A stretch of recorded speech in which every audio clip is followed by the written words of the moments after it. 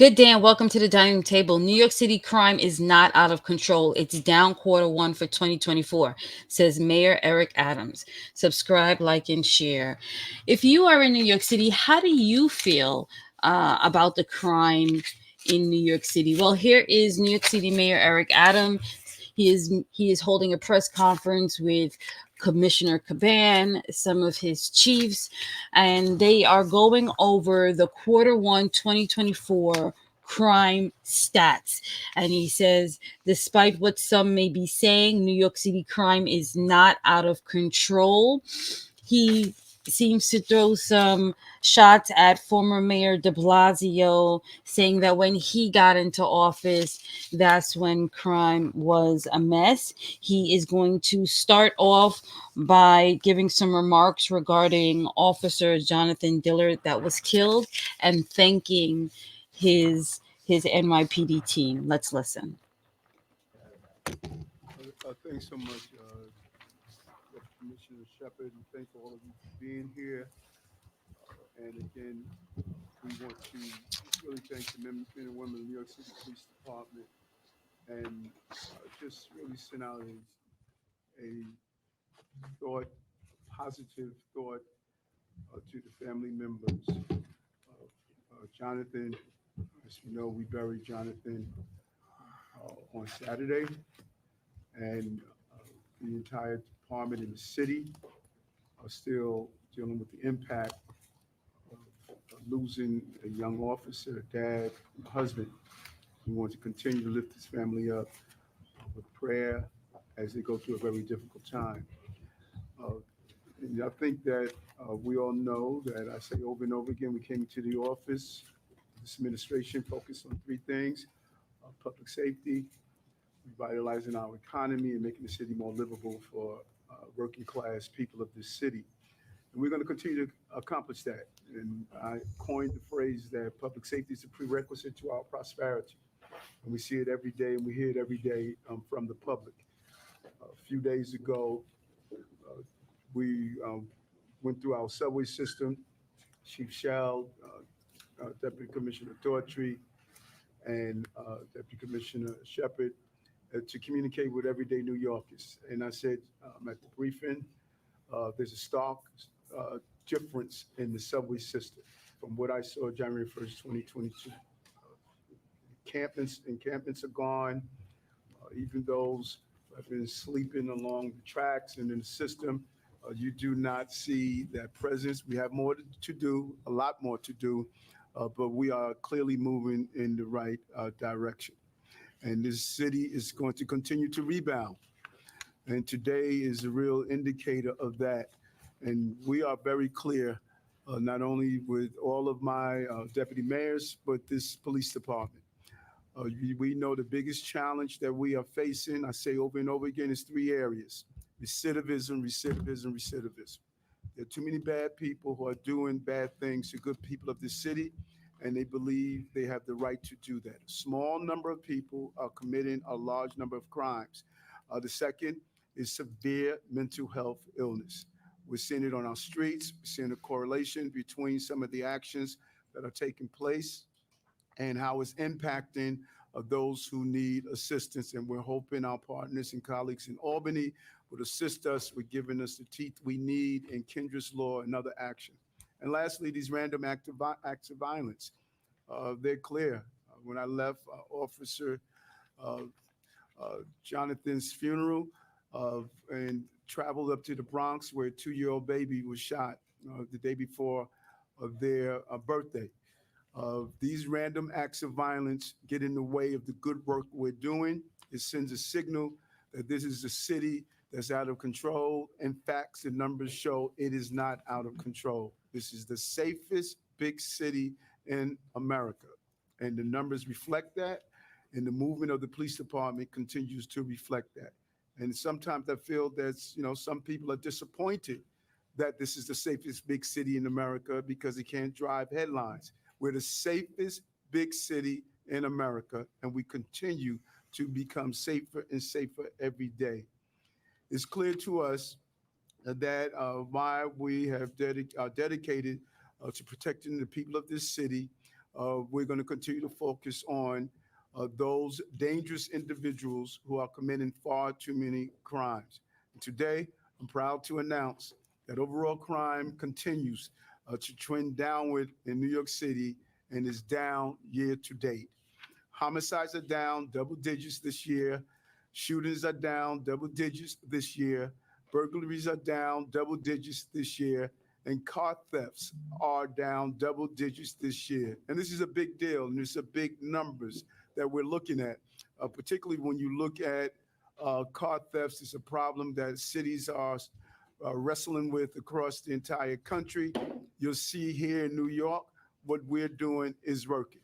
The work of Commissioner Caban, the incredible leadership team you see here today, Chief Madry, Chief Shell, Deputy Commissioner Daughtry, really focus on going after those crime problems and bringing these numbers down. And murders were down over 17% through the first quarter of 2024. Shooting incidents were down 26% in March and nearly 19% for the first quarter of this year. And we know that coming out of the pandemic, that car theft skyrocketed, particularly driven by what we were seeing on social media, Kias and Hyundais and Hondas. Those numbers have shown a real improvement. We took action. Commissioner Caban met with the team and stated we need to revitalize and reshake up how we dealt with car thefts. I remember being briefed by Deputy Commissioner Daughtry on how there was a lack of connectivity of going after car thefts and making sure we focus on them, and not a one-dimensional approach. Everything from using air tags to going after the areas where cars were dumped. We saw a comprehensive approach to addressing the problem, and the results are decisive. The comprehensive plan to combat car thefts we announced this past fall that has deployed more officers and embraced new technology has delivered great results. We now have a dedicated patrol car in each precinct that is working to identify stolen vehicles 24/7. We have enhanced training for patrol officers, and we are also working on the DMV to notify owners of specific vehicle makes and models that are being targeted for cars. You're seeing a collaboration that has never been witnessed before with other agencies on city and state level. We identify that the Kias, Hyundais, Hondas were victims of thefts. We went to the Department of Motor Vehicles and became proactive to inform people that your car is one of the number one target areas. We looked at the areas where the cars were being stolen from, did those communications, and told them what are ways to protect a huge investment as a car investment, and the results have been clear. And following our efforts, car thefts will continue to go down, and we're going to continue to lean into this area. First quarter of this year, car thefts, GLAs, as we call it, they were down 10%. And this is not the only transportation crime that is moving in the right direction. After we surged more than 1,000 additional officers, Commissioner Caban spoke with me in January and stated, I see a problem in our subway system. We need to respond immediately. And that's exactly what the commissioner did. We spoke with our OMB director. We surged 1,000 additional officers in the subway system in February, and the results were produced right away. We introduced technology in the subway system, like cameras and data-driven officers deployment, and we're going to continue to do that to make sure that there's a holistic approach to solving these problems. There isn't a one-size-fits-all. If we do this just by surging police officers, we're not going to get the results we need. We're going to surge police officers, we're going to use technology, and we're going to call on the other parts of the criminal justice system. Public safety is not just police. Public safety means the right laws, the right judges, the right prosecutions, and the right in education to the public as they move through the city, through the system. Transit crime was down 15% in February after we made that movement, and an additional 800 cops being used correctly. And as we leave the month of March, we may have entered March as a lion, but we're going out as a dove. We're down 24% in March. We're down in crime in the subway system, folks, for the first quarter. We're down. We're down 24% in March. We're down in February. Can we please stop saying we're up in crime in our subway system? We are not. We're down in crime in the subway system. Bringing transit crime down overall for the year 2024, that's what we've done this quarter. And let me repeat this again. Transit crime is down. Our public transit system, especially our subway system, is the lifeblood of our city. I said it over and over again. And New Yorkers are safe on our subway system. I'm down there talking to the passengers, communicating with them. And many of them keep saying over and over again as we move through the subway system, they say to me, Eric, can people stop saying we're unsafe down here? It's the best subway system on the globe, and we're the safest on the globe. It's an ongoing effort. We have a lot to do. We're not turning back. We're not going to take our feet off the gas. We know that we want to continue. We want to get rid of those 6 violent felonies on our subway system and focus on passengers having a great experience in our system. And I'm really proud to introduce this technology that I called about in January of 2022 of identifying guns that people carry on our system. We called for it. We're doing it. Many of you ask me over and over again, Eric, when are you going to come up with this technology? We came up with it, and what happened? Y'all started complaining about it. I mean, you can't win for losing. This is great technology. And we're going to iron out the kinks.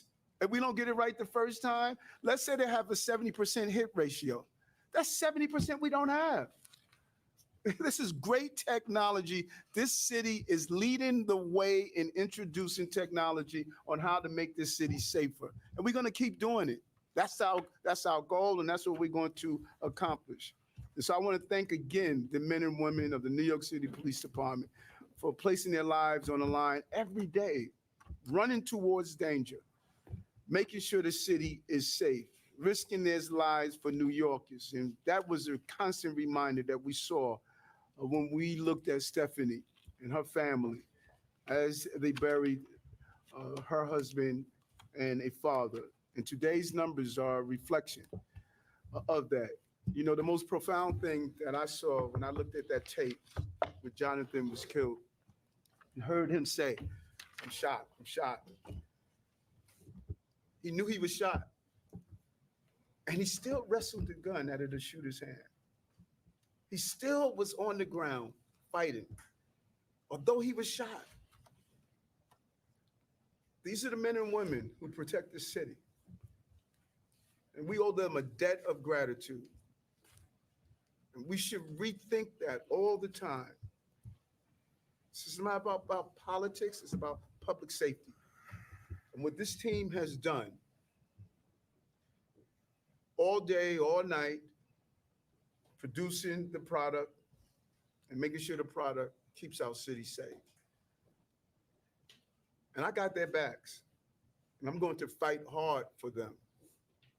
I don't want to go through another funeral where we lost a police officer or we lost a member of this city. It hurts a lot. It hurts a lot. I want to thank you, Commissioner, and the men and women who are up here serving our city. Turn over to the police commissioner.